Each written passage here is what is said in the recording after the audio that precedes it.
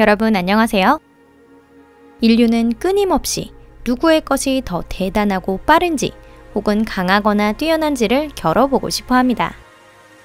그렇기 때문에 인류는 기록을 세우는 것을 좋아하고 그 중에서도 사람들에게 보편적으로 많이 알려진 것이 바로 기네스북입니다. 이 독특한 프로그램을 지구상에서뿐만 아니라 우주에서 해본다면 어떨까요? 아마 여러분도 살면서 한 번쯤은 우주에서 가장 큰 물체가 무엇인가에 대해 생각해 보신 적이 있을 것 같은데요.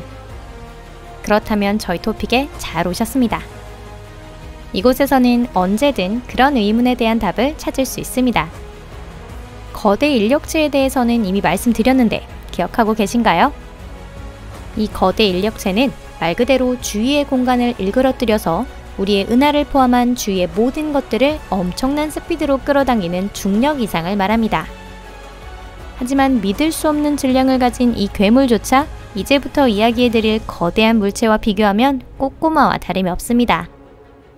그럼 오늘은 우주에 존재하는 가장 큰 물체 탑 5를 소개해보겠습니다.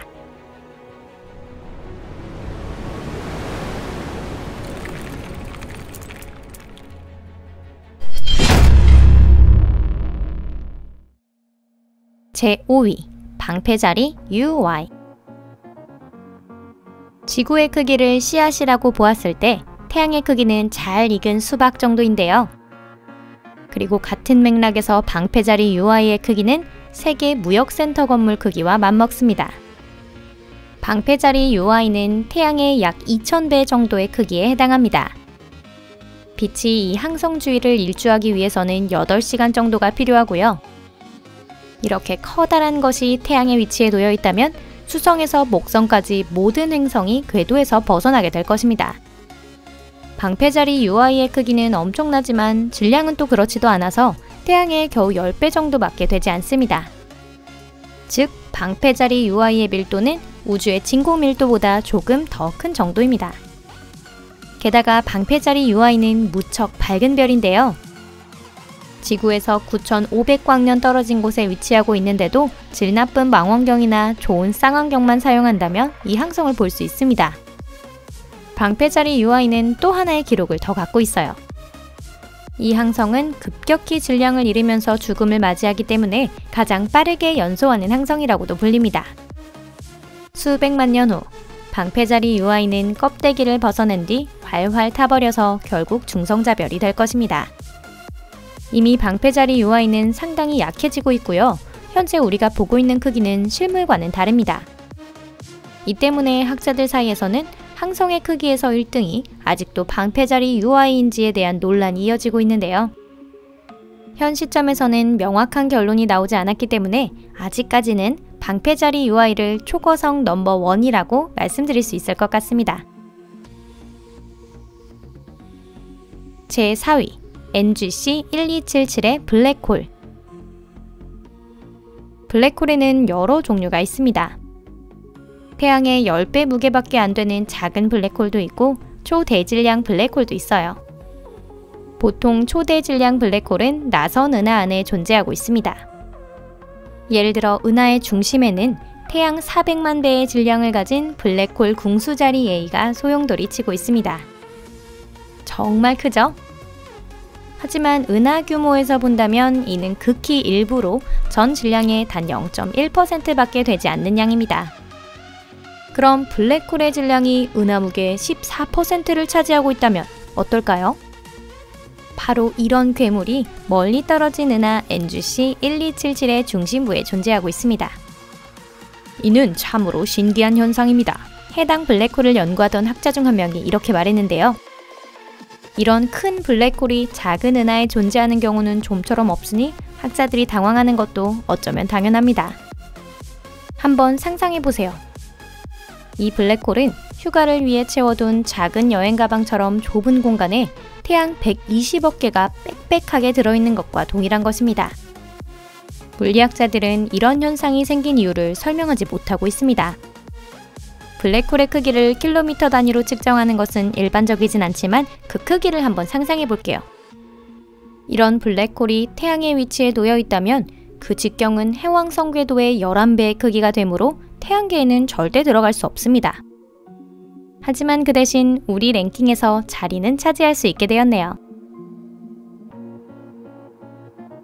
제3위 은하 IC1101. 처녀 자리에 있는 거대한 은하단 중심부에는 IC1101이라는 단조로운 명칭이 붙은 은하가 숨어 있습니다. 그렇다고 해서 완전히 숨어 있는 것은 아닙니다. 이 크기의 몸을 숨기기란 쉽지 않을 테니까요. 빛이 이 은하의 끝에서 끝까지 날아가려면 600만 년은 걸립니다. 비교를 위해 예를 들자면 우리의 은하계에서 같은 비행여행을 한다고 하면 단 10만 년밖에 걸리지 않습니다. IC1101은 18세기 말 유명한 천문학자였던 윌리엄 허셜에 의해 발견되었는데요. 이 역시 빨강과 노란색의 거대한 별들로 구성되어 있으며 끝에서는 광도가 감소하고 중심으로는 초대질량 블랙홀이 있는 등 일반적인 타원 은하의 특징을 갖추고 있습니다. 유일하게 크기만 예외이지요. IC110의 크기는 은하의 60배로 질량은 2000배나 됩니다. 우리 은하가 속한 국부 은하를 다 모아야 겨우겨우 IC1101에 닿을 정도입니다. 이는 우주에서 가장 위험한 포식자였기 때문에 이렇게 커져버리고 말았는데요. 자신보다 작은 물체와 접촉하면 남김없이 삼키면서 점점 질량을 늘려왔습니다. 불쌍한 은하도 목막힘 없이 쉽게 먹을 수 있습니다. 그러니 IC1101이 지구에서 10억 광년이나 떨어져 있다는 사실은 참 다행인 일입니다. 우리의 은하계, 오늘도 안심하고 잠들 수 있겠네요. 제2위, 슈퍼보이드. 다음으로 소개하는 기록 보유자는 처음에는 학자조차 그 존재를 믿지 못했는데요. 그도 그럴 것이 학자가 발견한 것은 18억 광년이나 펼쳐진 거대 공간으로 심지어 그곳에는 아무것도 없었습니다. 항성이나 행성, 은하도 없었고 오로지 있는 건 아무것도 없는 거대한 공간뿐이었습니다. 에리다누스 자리에 있는 이 거대한 영역은 슈퍼보이드, 거시공동은 CBM 콜드스팟이라 불리고 있습니다. 그곳의 온도는 은하수 은하의 평균 온도보다 20%나 낮고요. 또 슈퍼보이드는 정말 커다래서 우리 은하계와 같은 은하가 1만 개나 존재할 수 있다고 합니다.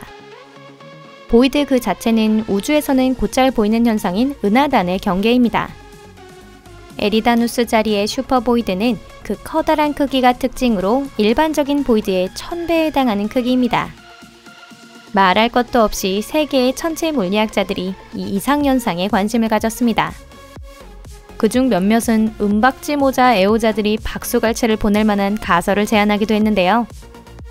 예를 들어 북부 캘리포니아 대학의 한 교수는 일반적인 우주론에서 이 현상을 설명할 수 없다면 이는 다른 우주가 남긴 뚜렷한 흔적이나 다름없다고 주장했습니다.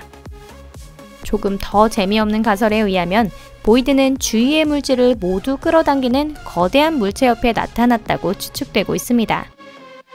하지만 왜 시간이 지나도 빈 공간을 좁히지 못했는지는 알 수 없습니다. 이 슈퍼보이드에 대해서는 다른 영상에서 다시 말씀드리도록 할게요. 제1위, 우주의 거미줄. 마지막으로 등장할 물체는 아마도 우주의 최고 기록 보유자가 될 것입니다. 우주의 거미줄이라 불리는 이것은 명칭 자체부터 이미 SF소설에서 나올 법한 이름인데요. 이는 서로 얽히고 설킨 암흑물질의 거대한 필라멘트로 은하 공간 전체에 걸쳐 있습니다. 거미줄 매듭은 눈에 보이는 물질의 긴밀한 덩어리로 은하와 항성이 밀집되어 있습니다. 학자들은 오래전부터 이 놀라운 존재를 예측하고 있었지만 암흑물질은 암흑천지로 눈에 보이지 않아 이론을 검증할 수 없었습니다. 하지만 근래에 적어도 2번은 이 물체가 관측되었다고 알려져 있는데요. 2차례 모두 퀘이사가 주변 공간을 비춰준 덕분에 거미줄 필라멘트를 볼 수 있었습니다. 이 필라멘트는 예상보다 10배나 컸을 뿐만 아니라 진동도 하고 있다는 사실이 드러났다고 합니다. 우주 탄생 초기 단계에서의 최초의 은하가 방출한 파도의 영향을 받아 아직도 진동하고 있는 것이죠. 그럼 이 거미줄의 크기는 얼마나 될까요? 거미줄은 전 방위로 펼쳐진 우주의 진정한 골격 그 자체라는 설이 있습니다. 암흑물질 필라멘트는 주변 세계의 진화를 촉진하고 은하간 중력 상호작용의 독특한 가교가 되고 있습니다. 결국 아직 우주의 거미줄은 학자들에게 주어진 큰 과제나 다름이 없습니다. 앞으로 필라멘트를 탐구해 나간다면 우주 기원에 대한 이해가 깊어지는 것은 물론 암흑물질의 본질도 밝혀질 것입니다. 오늘 영상은 여기까지입니다. 여러분 시청해주셔서 감사드리고요. 오늘 랭킹 영상이 마음에 드셨다면 좋아요를 눌러 저희를 응원해주세요. 여러분의 친절에 항상 감사드립니다. 그럼 다음에 뵐 때까지 안녕히 계세요.